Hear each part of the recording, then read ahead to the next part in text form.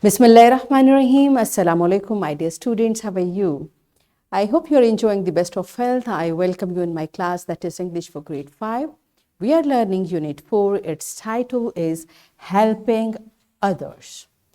My dear fellow teachers, this lesson plan, PowerPoint presentation, worksheet links are given. You may click it, download it, follow it as it is, or modify it for your convenience. I'm going to deliver my lecture according to this lesson plan. Yes, my dear students, under the title of grammar, we are going to learn about punctuation marks. And before this in grade 4, I have already taught you about punctuation marks. I hope you remember. If not, you may watch this video lecture again. And today we are going to learn further to identify and use question words, why and how often, and etc. And write sentences of their own by using correct capitalization, punctuation and spelling, and recall the rules of punctuation learned earlier. These are our today's SLOs. Let's start with the name of Allah subhanahu wa ta'ala. Allah mentions in Quran, Surah An-Naba, verse 1 till 4. What are they asking one another about? About the great news that over which they are in disagreement. No, they will come to know. Yes, my dear children, what this verse is about. These verses are telling us Allah subhanahu wa ta'ala is talking to our beloved Prophet, Hazrat Muhammad sallallahu alayhi wa sallam. Because whenever our beloved Prophet, Hazrat Muhammad sallallahu alayhi wa sallam, used to tell to disbelievers that correct yourself, a day will come when you'll have to stand in front of Allah subhanahu wa ta'ala. So they used to say, oh, when that day is coming, why it has not come yet? Astaghfirullah. So Allah is warning them. They are in disagreement and they will come to know whatever you are saying. This is correct. This is all truth.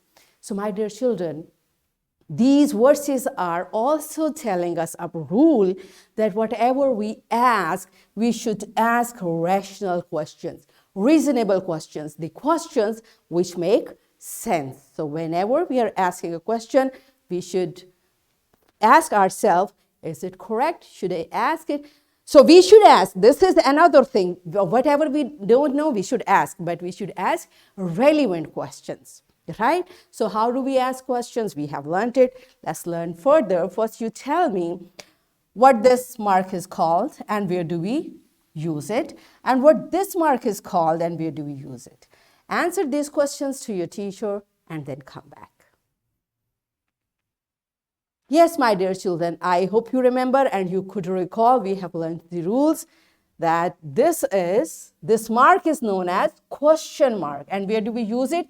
We use a question mark at the end of interrogative sentences. Means when we are going to ask something, we are going to inquire about something, and in writing we want to mention it, we use this sign at the end of the statement like this. Who are you? So it's a question. That's why I have put a question mark. Where do you live? So it's a question mark. And one thing more, you see, these are question words. So we start a question statement with a question word. We use the first letter capital and we put a question mark at the end of the statement, right? Which is your bag. So I want to know which is. So all these words, these are question words, which we have used with capital letters and we have applied a question mark when we are putting these words in the beginning of the sentence, all right? So we have learned the rule of capitalization. The next is exclamation mark. Where do we use it? An exclamation mark is used after a word or a group of words or a sentence expressing strong feelings. So whenever there are strong feelings, because better when we talk, we can express it through our words. But when we are writing how to express it, we use this mark, exclamation mark, to show that it's a strong emotion. For example, hurrah. So we are happy and this word is explaining it, okay? That's why we have used exclamation mark. We have won the match.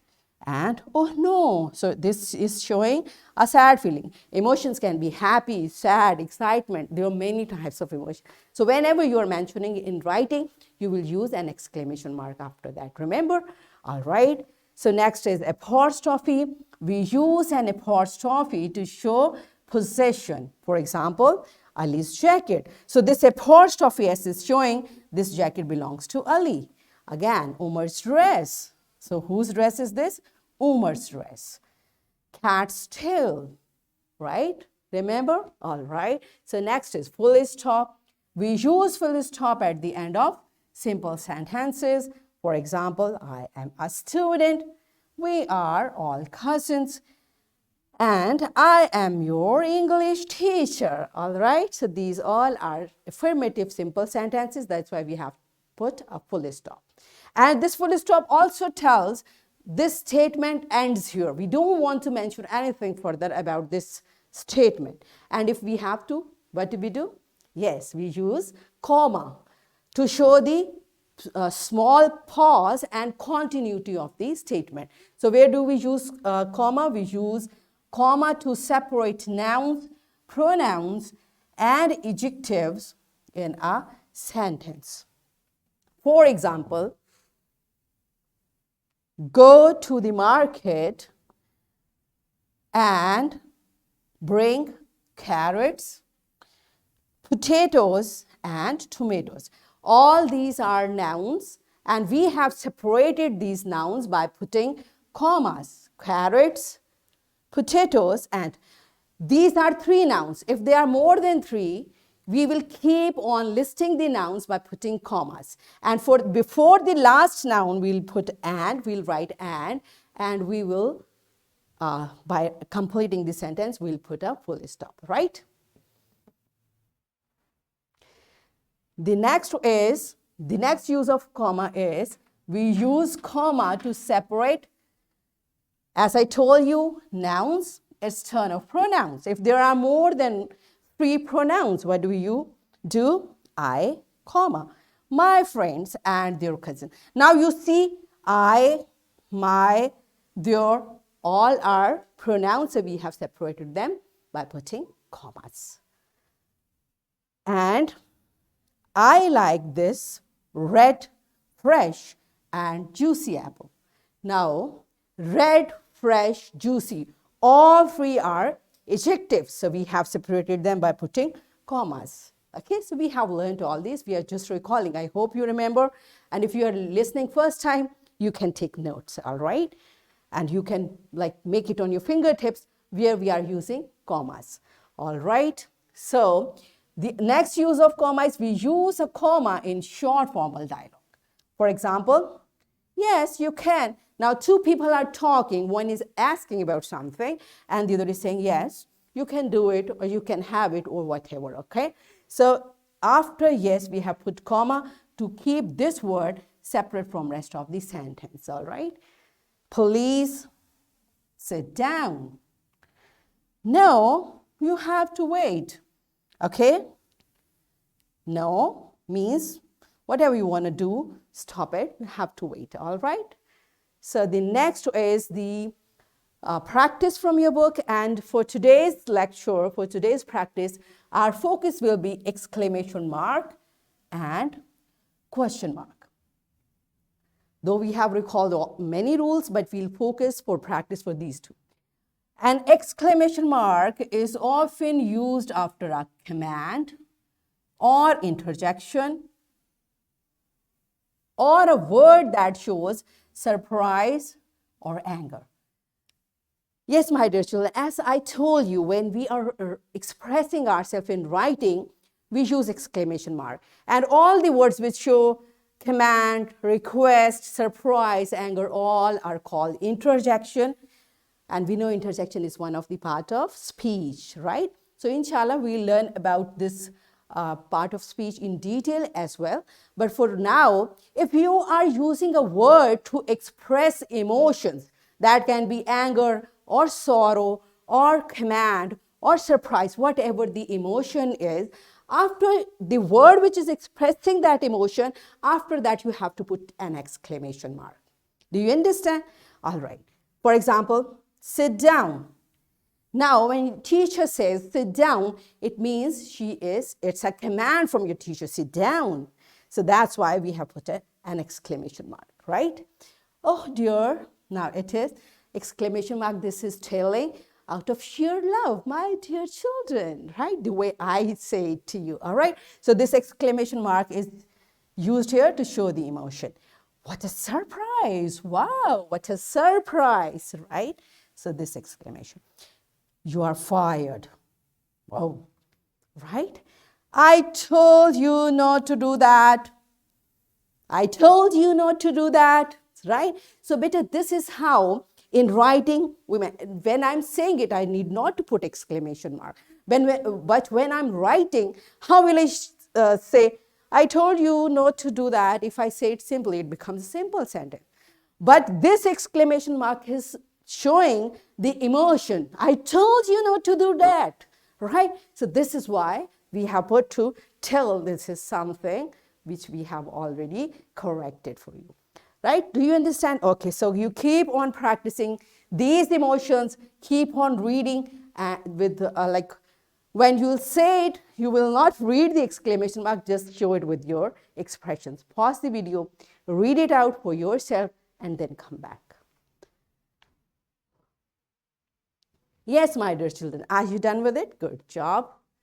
So it's time for question words now.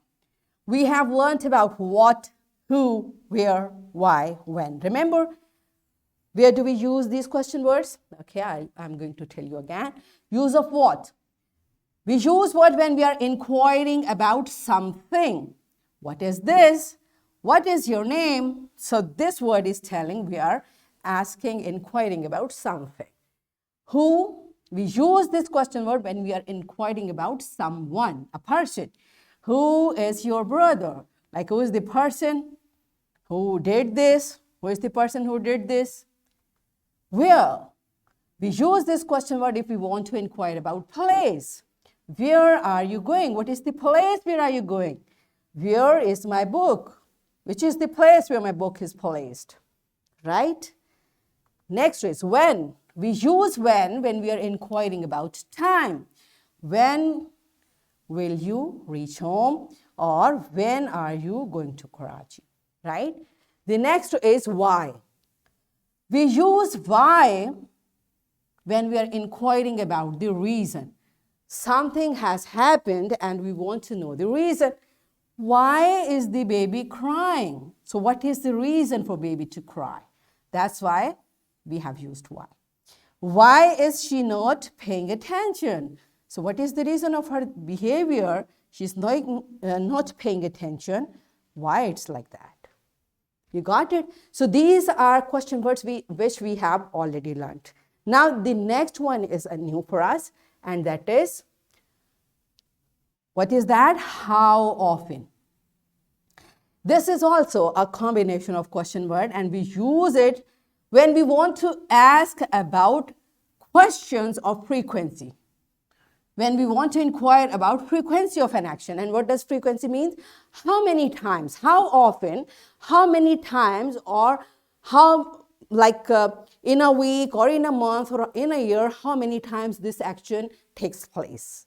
Do you understand the meaning of frequency? So whenever we want to know the numbers of time, how many times this action is happening, we use how often. And we use it together in the beginning of sentence. For example, how often do they play cricket? Right? So what is frequency of them to play cricket? Maybe once a week, once a month, twice a month, twice fortnightly. It varies, okay? So how often is showing we want to know how many times this action is taking place, right? And how often do you go out, right? For a picnic or for a party or for dining out, how often do you go? So this how often is showing the, like we want to inquire, the question is about how many times this action is taking place. Are you clear? All right, so it's time to practice it from your book. So read out these questions for yourself with expressions and pause the video, read these questions, and then come back.